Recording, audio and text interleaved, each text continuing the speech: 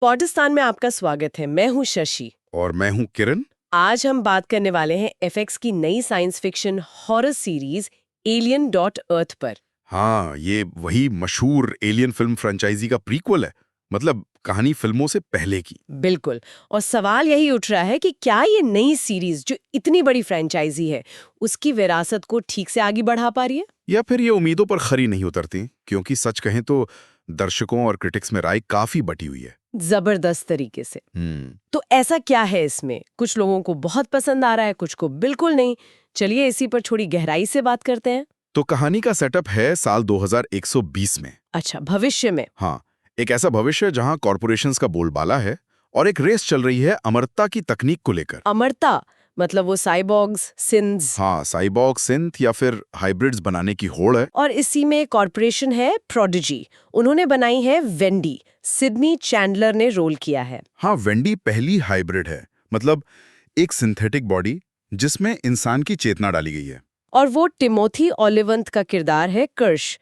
कुछ रहस्यमयी सा है। वो इन हाइब्रिड बच्चों का मेंटर जैसा है, गाइड करता है उन्हें। ठीक है। और फिर कहानी में मोड़ तब आता है जब वेलेंट यूटानी कॉरपोरेशन, जो फिल्मों से जानी पहचानी है, हाँ हाँ, वेलन यूटानी। उनका एक स्पेसशिप पृथ्वी पर क्रैश हो जाता है। और शिपर क्या है? खतरनाक एलियर जीव, वही जीनोमॉर्फ। बिल्कुल वही एसिड वाला खून, डबल जॉ, क्लासिक। तो यहाँ से हॉरर एलिमेंट आता है। इसके अलावा एलेक्स लॉथर का किरदार हर्मिट भी है। हाँ, और प्रोडिजी का एक बहुत ही अजीब सा युवा सीईओ बॉय कैवलियर सैमुअल ब्लैंकन ने निभाया है। ये सब कहानी के अहम हिस्से हैं। अच्छा, तो ये तो हो गया प्लॉट का मोटा मोटा आइडिया। अब आते हैं रिएक्शन पर। कुछ अच्छी बातें भी कही गई हैं। हाँ, बिल्कुल। कुछ क्रिटिक्स ने, जैसे द गार्डियन ने, और कुछ फैंस ने एक तारीफ की है माहौल की। माहौल मतलब वो डरावना माहौल। हाँ, कहा गया है कि इसमें एक गहरा डर, एक बोन डीप ड्रेड फील होता है। विजुअल्स भी अच्छे बताए गए हैं और कास्टिंग, खासकर सिडनी चैंडलर, एलेक्स लॉथर और सैमुअल ब्लिंकन, इनके काम की तारीफ हुई है। और जीनोमॉर्फ का नया रूप और कुछ नए एलियंस भी कुछ लोगों को पसंद आए हैं। लेकिन सिक्के का दूसरा पहलू भी है। और वो काफी बड़ा है। खासकर ऑनलाइन प्लेटफॉर्म्स जैसे रेडिट पर कई दर्शक बहुत निराश हैं। क्या दिक्कतें बता रहे हैं लोग? सबसे बड़ी शिकायत है एडिटिंग को लेकर। वो जो फ्लैश फॉरवर्ड्स आते ना अचानक से, हाँ, भविष्य के सीन। वो कहानी के फ्लो को बहुत तोड़ते हैं। बिखरा हुआ सा लगता है सब कुछ। और सबसे बड़ी बात, क्या? तनाव और डर की कमी। एलियन मतलब टेंशन, सस्पेंस, वो चीज मिसिंग लग रही है कई लोगों को। ये तो बहुत बड़ी बात है। एलियन फ्रेंचाइजी की जान ही वही है। और राइटिंग, उसके बारे में क्या कह रहे हैं? राइटिंग पर भी सवाल है। कुछ को ये YA यानी यंग अडल्ट नॉवल जैसी फील दे रही है। यंग अडल्ट मतलब थोड़ी बचकानी। हाँ, मतलब डायलॉग्स थोड़ी सिंपल या कभी-कभी बचकाने लगते हैं, जो इस डार्क फ्रेंचाइजी के टोन से मेल नहीं खाते। और प्लॉट में भी कई लोगों को झोल नजर आए हैं।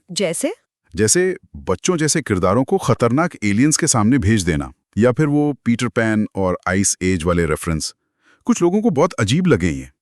अजीब तो है। और जीनोमॉर्फ, उस पर भी कुछ कहा गया? हाँ, कुछ लोगों को वो प्लास्टिक जैसा लगा है।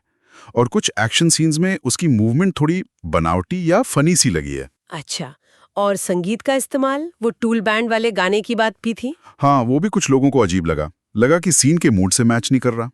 और एक बड़ा मुद्दा टाइमलाइन का भी उठाया जा रहा है। टाइमलाइन मतलब सही है, ये तो बड़ा सवाल है। कुछ लोग तो डिज्नी के प्रभाव की भी बात कर रहे हैं। हाँ, कि शायद डिज्नी के अंडर आने से शो थोड़ा सेफ हो गया है या कुछ अलग दिशा में चला गया है। तो कुल मिलाकर क्या समझे, कहाँ खड़ी है ये सीरीज? देखिए, कोशिश तो महत्वाकांक्षी है। विजुअली अच्छा है शो, इसमें कोई शक नहीं। और नए आइडियाज लाने की कोशिश है, हाइब्रिड्स, कॉर्पोरेट फ्यूचर। हाँ, ये कॉन्सेप्ट्स तो इंटरेस्टिंग लग रहे हैं। लेकिन वो कहानी कहने का तरीका, डर और तनाव की कमी, और कुछ ऐसे फैसले जिन पर फैंस बटे हुए हैं, इन सब वजहों से रिएक्शन बहुत मिक्स्ड है। बिल्कुल। ये साफ तौर पर एक ऐसा शो बन गया है जिसने एलियन के फैंस को दो खेमों में बांट दिया है। दिखाता है कि किसी पुरानी प्यारी कहानी को नया रूप देना कितना मुश्किल हो सकता है। तो एक आखिरी सवाल जो शायद दर्शकों के मन में भी होगा, क्या ये सीरीज अपनी शुरुआती मुश्किलों से उभर पाएगी? क्या ये आगे चलकर बेहतर होगी, अपनी जगह बना पाएगी? या फिर ये एलियन की कहानी में बस एक और विवादास्पद चैप्टर बन के रह जाएगी? इस पर आपकी क्या राय है? अगर आपने ये सीरीज देखी है तो आपको कैसी लगी? हमें पॉडकास्ट की YouTube चैनल पर कमेंट्स में जरूर बताइएगा। हाँ, और चैनल को सब्सक्राइब करना ना भूलें। ताकि आप हमारे आने वाले डिस्कशंस भी सुन सकें। और अगर कोई टॉपिक है जिस पर आप चाहते हैं कि हम बात करें तो वो भी हमें बताएं। अगली बार फिर मिलेंगे एक नए टॉपिक के साथ। तब तक के लिए अलविदा। अलविदा।